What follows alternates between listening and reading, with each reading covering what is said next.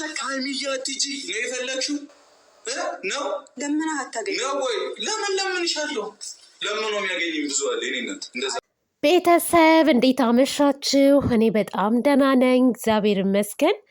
ሀይሚቲና ቡራዬን የሚገርፍልኝ ሰው አጣሁ። የእነሱ መድኃኒት ጋሼ ነው። ጋሽዬ እባክህን ናና እነዚህን ልጆች ጸጥ አድርግልን ነው የምለው እኔ።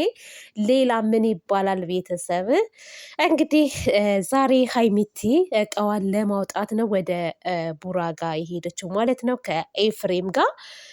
ኤፋና ሀይሚቲ ወደ ቤት ሊገቡ ሲሉ እንግዲህ ፍፄ ኤፋን አትገባም፣ እሷን አትገብታ ማናገር ያለባት ብሎ እንግዲህ ሀይሚቲ ለምንድን ነው የማይገባው? ወንድሜ ነው በገዛ ቤቴ እንደዛ እያለች ነበር እና ኖ ብሏል። በእርግጥ ኤፋ አለመግባቱ ጥሩ ነው ብዬ አስባለሁ። ለምን ካላችሁኝ ትናንትና ብዙ እላፊ ቃላት ሲነጋገሩ ነበረ። ቡራም የተናገረውን ነገር ሁላችንም እናውቃለን።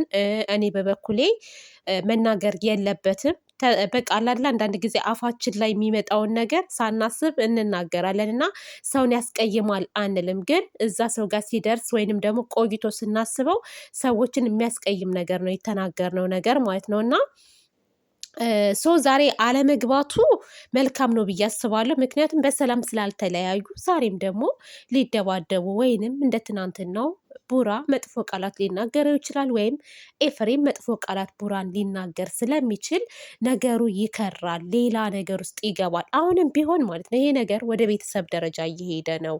ሀይሚቲ ወንድሜን ተናገርክብኝ፣ ወንድሜን እንዴት ቤት አይገባም ትላለች። እሱም ደግሞ አንቺም ወንድሞቼን እየተናገርሽ ነው ምናምን ብቻ ይሆናል አይደለ? በጣም ይደብራል እና ተረጋጉ ነው የምለው። ሁለታችሁም መረጋጋት ያስፈልጋል። ሀይሚትም ተረጋጊ፣ ቡራም ተረጋጋ። ቡራ በጣም ስሜታዊ እየሆንክ ነው። እባክህን ወንድማችን ቡራ፣ ስሜታዊ ስትሆን የምትናገራቸው ነገሮች አሉ። ትናንት ተሳስተሃል፣ ዛሬም ደግሞ ደገምከው። ይሄ የመላጣ ልጅ የሚለውን ነገር እና ይሄን ነገር መቅረፍ አለብህ። በእርግጥ ይመስለኛል ልማድ ነው። ከዚህ በፊትም ቲክታክ ላይ ስትጫወት ይሄንን ቃላት ስትጠቀመው ነበረ እና አንዳንድ ጊዜ የሆነ ነገር ከለመደብን ማለት ነው ሳናቅ ነው የሚያመልጠን። ስለዚህ ብዙዎች ጋም ሲደርስ ይሄ ቃላት በጣም የደበራቸው ሰዎችም ስላሉ ሰዎች ስለደበራቸውን ብቻ ሳይሆን ለአንተ ራሱ ይሄ ነገር ጥሩ አይደለም ቡራዬ። ይህን ነገር ለማስወገድ ሞክር። ዛሬ ሀይሚ ላይ ስለተናገርክ ብቻ ሳይሆን ሌሎችም ጋር ስትናገር የሚደብር ነገር ስለሆነ ማለት ነው ይህን ነገር አስወግደው በአጠቃላይ ማለት ነው። ከዛ በተረፈ ምን መሰላችሁ ቡራ፣ እኔ አሁን ቡራ ላይ ነው የምናገረው ዛሬ። ቡራዬ ይቅርታ አድርግልኝ ወንድም አለሜ።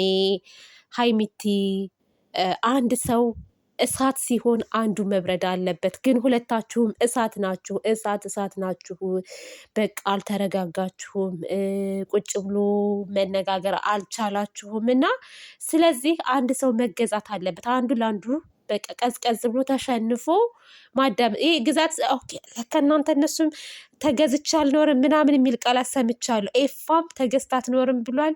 ሀይሚትም ተገዝቻ አልኖርም። በፍቅር ነው ግን በነገራችን በፍቅር ነው እኔ ብላችሁ በፍቅር አንቺ ትብስ አንተ ትብስ ተባብላችሁ ነገሩን በመፍታት ማለት ነው እና ቡራ ኃላፊነቱን ለአንተ ነው የሚሰጥህ። በቃ አሁን ጫና አንተ ላይ ላበዛብህ ነው። ምክንያቱም እኛ ሴቶች በቃ የሆነ ትሬት እንፈልጋለን። ሀይሚቴ የተናገረቻት ነገር ስላለች ይችን ነገር ያመጣሁላችሁ ቤተሰብ።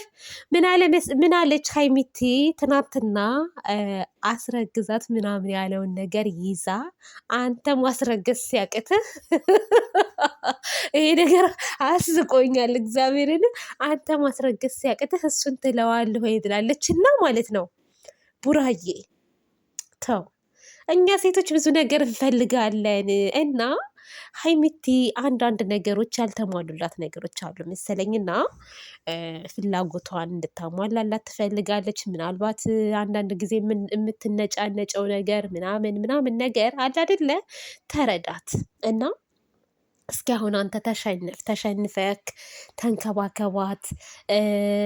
በቃ የኔ ውድ ሀይሚቲ ቅመሜ ምናምን እያልክ እንደ እስኪ ተሸነፍ በቃ እውነት። ምክንያቱም ማለት ነው እኛ እንክብካቤ እንፈልጋለን። የሆነ እንዴት ነው በቃ የሆነ ምንድን ነው ወይም አማርኛው ጠፋብኝ፣ እንነጫነጫለን።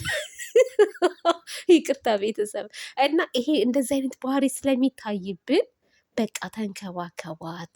እንክብካቤ ስል በቃ ነገሩን ሁሉ ተወው እስኪ ትውት አድርግና ረጋ ብለክ ማለት ነው።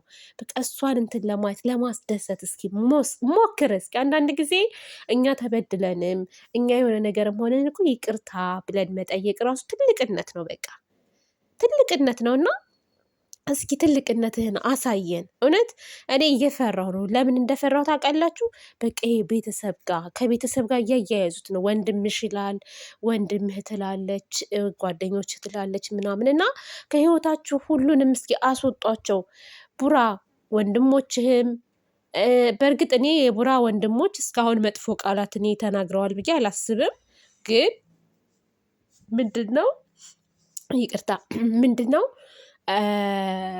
በቃ አሁን እነማን ናቸው? እነ ፍፄም ትናንትና ተናግሯል መሰለኝ፣ ኤፍሬምን፣ ኤፋ በቃ እስኪ ውጦላቸውና ሁለቱ ይነጋገሩ። በነገራችን ላይ ሶስተኛ ወገን ሲገባ እንደው ምናልባት እኔ ጋሼ እነ ሙሽዬ ካልሆኑ በስተቀር ሌሎች ሁሉም አጋጋይ ናቸው። ነገርን ማጋጋል ነው ስራቸው።